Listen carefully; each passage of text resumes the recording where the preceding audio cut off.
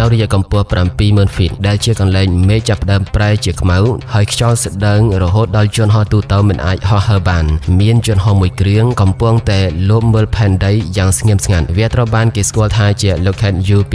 ឬរហស្សនាមដ៏គួរឲ្យខ្លាចគឺ Dragon Lady វាគឺជាយន្តហោះចរកម្មដែលបានផ្លាស់ប្ដូរចូលវាសនាពិភពលោកក្នុងសម័យសង្គ្រាមត្រជាក់និងបានរកឃើញអានកំបាំងដែលគេលាក់បាំងជ្រៅបំផុតប៉ុន្តែអ្វីដែលអស្ចារ្យនោះគឺទោះបីជាវាមានអាយុកាលជាង60ឆ្នាំទៅហើយក៏ដោយក៏យន្តហោះពណ៌ខ្មៅដ៏អាតកំបាំងនេះនៅតែបំពេញបេសកកម្មស៊ើបការរហូតដល់សព្វថ្ងៃតើមានបច្ចេកវិទ្យាអ្វីខ្លះដែលនៅពីក្រោយយន្តហោះដែលមានស្លាបវែងដូចខ្លែងមួយនេះហើយហេតុអ្វីបានជាគេនិយាយថាវាគឺជាយន្តហោះដែលពិបាកបញ្ជាក់បំផុតក្នុងប្រវត្តិសាស្ត្រអាកាសចរណ៍នៅក្នុងវីដេអូនេះយើងនឹងនាំអ្នកទាំងអស់គ្នាទៅតាមដាននៅយន្តហោះដែលនៅគៀកមើលជ្រោះនៃលំហអាកាសនិងស្វែងយល់ពីសមត្ថភាពរបស់វា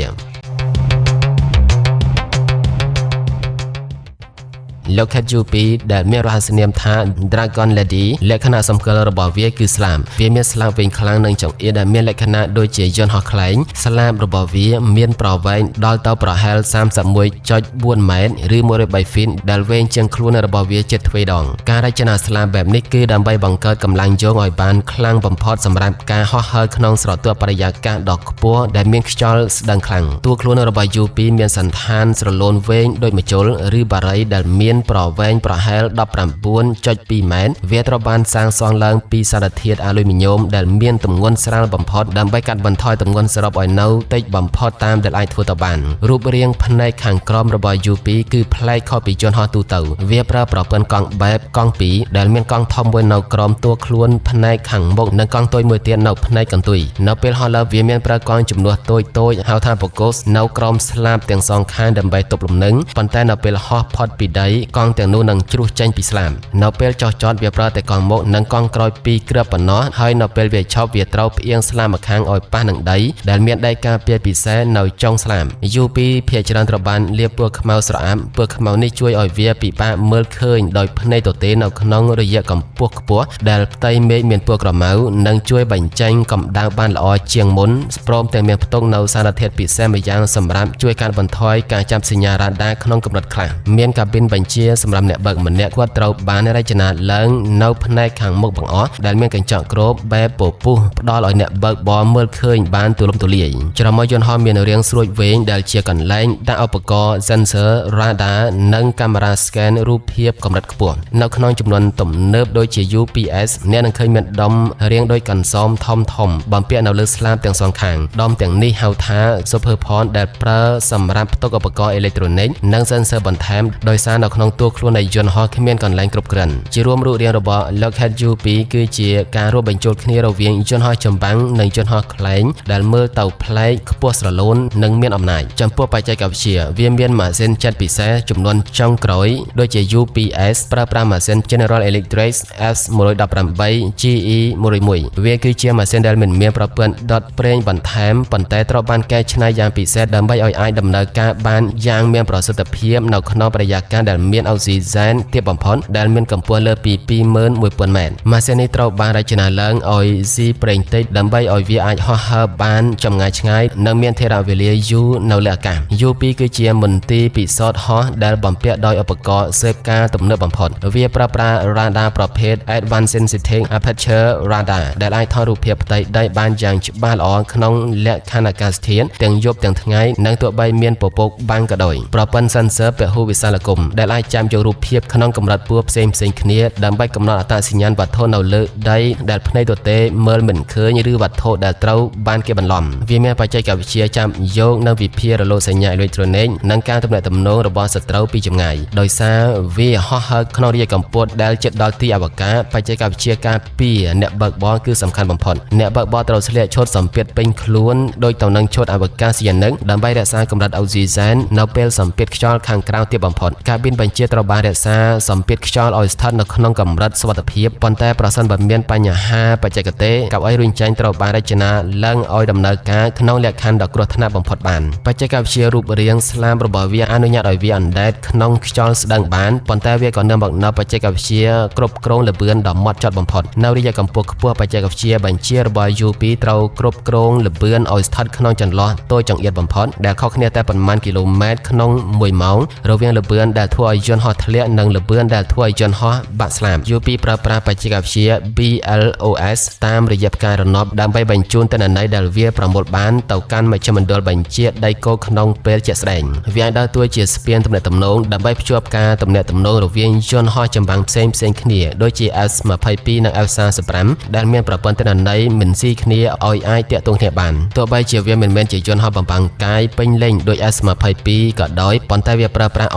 RAM ដែលជាថ្នាំលាបពណ៌ពិសេសសម្រាប់ស្រូបរលករ៉ាដានិងកាត់បន្ថយការជះកម្ដៅពីម៉ាស៊ីនដើម្បីឲ្យសត្រូវពិបាកចាប់សញ្ញាពីដីជារួមបច្ចេកវិទ្យារបស់ Lockheed UP គឺផ្ដោតទៅលើការមើលឃើញគ្រប់យ៉ាងពីចម្ងាយនៅរយៈកម្ពស់ខ្ពស់បំផុតខណៈពេលដែលរក្សាបាននូវសមត្ថភាពហោះហើរក្នុងលក្ខខណ្ឌដែលយន្តហោះធម្មតាមិនអាចធ្វើបានចំពោះសមត្ថភាពដែលល្បីល្បាញបំផុតរបស់ UP គឺការហោះហើរនៅមាត់ជ្រួញនៃលំហអាកាសវាអាចហោះហើរបានក្នុងរយៈកម្ពស់លើសពី 70,000 ហ្វីតឬប្រហែល 21,300 ម៉ែត្រដែលជាកម្ពស់ខ្ពស់ជាងយន្តហោះពាណិជ្ជកម្មទូទៅដល់ទៅ2ដងនៅកម្ពស់នេះវាស្ថិតនៅខាងលើប្រព័ន្ធការពារអាកាសភាគច្រើននិងនៅឆ្ងាយពីការស្ទាក់ចាំរបស់យន្តហោះចម្បាំងសត្រូវភាគច្រើន UP គឺជាភ្នែកទិព្វនៅលើមេឃដែលមានសមត្ថភាពដូចជាវាអាចថតរូបភាពវត្ថុតូចៗនៅលើដីបានយ៉ាងច្បាស់ទោះបីជាវាហោះក្នុងកម្ពស់20គីឡូម៉ែត្រក៏ដោយការស៊ើបការគ្រប់អាកាសធាតុដោយរ៉ាដា AZAS វាអាចមើលធ្លុះពពកផ្សែងនិងធូលីដើម្បីតាមដានចលនារបស់សត្រូវទាំងយប់ទាំងថ្ងៃវាអាចចាប់យកការសន្ទនាតាមវិទ្យុនិងរលកសញ្ញាអេឡិចត្រូនិករបស់សត្រូវពីចម្ងាយរាប់រយគីឡូម៉ែត្រ UP មានសមត្ថភាពហោះហើរបានយូររហូតដល់ទៅ12ម៉ោងក្នុងមួយជើងវាមានចម្ងាយហោះហើរលើសពី 11,000 គីឡូម៉ែត្រដែលអនុញ្ញាតឲ្យវាបំពេញបេសកកម្មឆ្លងទ្វីបឬហោះក្រឡឹងតាមដានតំបន់ណាមួយបានយ៉ាងយូរខុសពីយន្តហោះសម័យមុនដែលត្រូវចាំចុះចតទៅយកហ្វីមមកមើលបាន UP ទំនើបមានសមត្ថភាពបញ្ជូនរូបភាពនិងព័ត៌មានស៊ើបការដែលវាប្រមូលបានទៅកាន់មជ្ឈមណ្ឌលបញ្ជាការនៅដីគោកភ្លាមៗតាមរយៈផ្កាយរណបសមត្ថភាពនេះជួយឲ្យមេបញ្ជាការអាចធ្វើការសម្រេចចិត្តបានភ្លាមៗក្នុងពេលមានសង្គ្រាមសមត្ថភាពពិសេសមួយទៀតគឺច្រមុះនិងដុំលើស្លាបរបស់វាអាចដោះដូរបានវាអាចបដូរសេនស័របានយ៉ាងរហ័សទៅតាមប្រភេទបេសកកម្មដូចជាថ្ងៃនេះទៅថតរូបថ្ងៃស្អែកទៅចាំរលកសញ្ញាវិទ្យុនេះធ្វើឲ្យវានៅតែមានប្រយោជន៍ទោះបីជាបច្ចេកវិទ្យាសេនស័រវិវត្តទៅមុខលឿនយ៉ាងណាក៏ដោយព្រោះគេគ្រាន់តែដូរគ្រឿងក្នុងមិនចាំបាច់ដោះដូរយន្តហោះថ្មីចំពោះអ្នកបើកបរ UP មានសមត្ថភាពគ្រប់គ្រងយន្តហោះក្នុងលក្ខខណ្ឌដែលល្បឿនអតិបរមាដែលធ្វើឲ្យយន្តហោះបាក់និងល្បឿនអបបរមាដែលធ្វើឲ្យយន្តហោះធ្លាក់មានគម្លាតគ្នាតែប្រហែល 9 គីឡូម៉ែត្រក្នុង1ម៉ោងប៉ុណ្ណោះការរក្សាលំនឹងក្នុងលក្ខខណ្ឌនេះតម្រូវឲ្យមានជំនាញនិងសមត្ថភាពបញ្ជាខ្ពស់បំផុតក្រៅពីយោធា UP ដែលជាកំណែ ERP របស់ NASA មានសមត្ថភាពដូចជាវាស្ទង់ស្រទាប់អូโซនតាមដានការប្រែប្រួលអាកាសធាតុនិងប្រមូលទិន្នន័យផែនដីពីរយៈកម្ពស់ខ្ពស់ដែលយន្តហោះដទៃមិនអាចធ្វើបានជារួមសមត្ថភាពរបស់ UP គឺផ្ដោតលើការមើលឃើញគ្រប់យ៉ាងពីចម្ងាយរយៈពេលយូរនិងរយៈកម្ពស់ខ្ពស់ដែលធ្វើឲ្យវានៅតែជាឧបករណ៍ស៊ើបការដែលមិនអាចខ្វះបានទោះបីជាមានដ្រូននិងផ្កាយរណបក៏ដោយចំពោះបេសកកម្មដំបូងនិងសំខាន់បំផុតរបស់ UP នៅទសវត្សរ៍ឆ្នាំ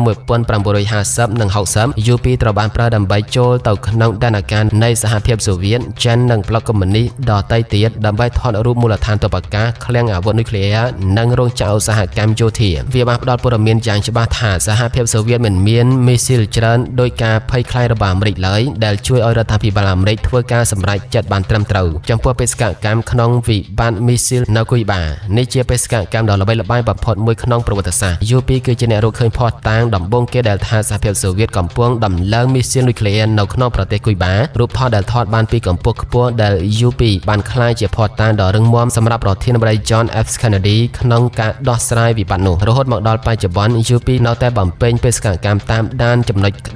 តៅជុំវិញពិភពលោកដូចជានៅកូរ៉េខាងជើង UP ហោះហើរជាប្រចាំនៅតាមព្រំដែនដើម្បីតាមដានរាល់សកម្មភាពយោធានិងការសាកល្បងមីស៊ីលរបស់កូរ៉េខាងជើងនៅមជ្ឈមបូព៌ាវាត្រូវបានប្រើប្រាស់ក្នុងសង្គ្រាមអ៊ីរ៉ាក់អាហ្វហ្គានីស្ថាននិងស៊ូរីដើម្បីកំណត់គោលដៅក្រុមភេរវករនិងតាមដានចលនាទ័ពសត្រូវចំពោះបេសកកម្មស៊ើបការអេឡិចត្រូនិកវាកត់ត្រានៅរាល់រលកសញ្ញារ៉ាដានិងការទំនាក់ទំនងតាមវិទ្យុរបស់សត្រូវបេសកកម្មនេះជួយឲ្យយោធាអាមេរិកដឹងពីទីតាំង ប្រព័ន្ធការពារអាកាសរបស់សត្រូវនិងដឹងពីគម្រោងការរបស់សត្រូវមុនពេលសមរភូមិចាប់ផ្ដើមនៅក្នុងសមរភូមិទំនើប UP បំពេញបេសកកម្ម Yegatway ដោយសារវាហោះខ្ពស់ខ្លាំងវាអាចធ្វើជាស្ថានីយ៍បន្តសញ្ញាភ្ជាប់ទំនាក់ទំនងរវាងកងទ័ពនៅលើដីនាវាចម្បាំងនិងជនហោះផ្សេងទៀតដែលស្ថិតនៅឆ្ងាយពីគ្នាឬមានភ្នំបាំងឲ្យអាចតាក់ទងគ្នាបានដោយរលូន UP ក៏មានបេសកកម្មស៊ីវិលផងដែរក្រុមឈ្មោះថា ER2 ប្រើដោយ NASA វាប្រមូលសំណាក់ខ្យល់ក្នុងស្រទាប់បរិយាកាសខ្ពស់ដើម្បីសិក្សាពីស្រទាប់អូโซន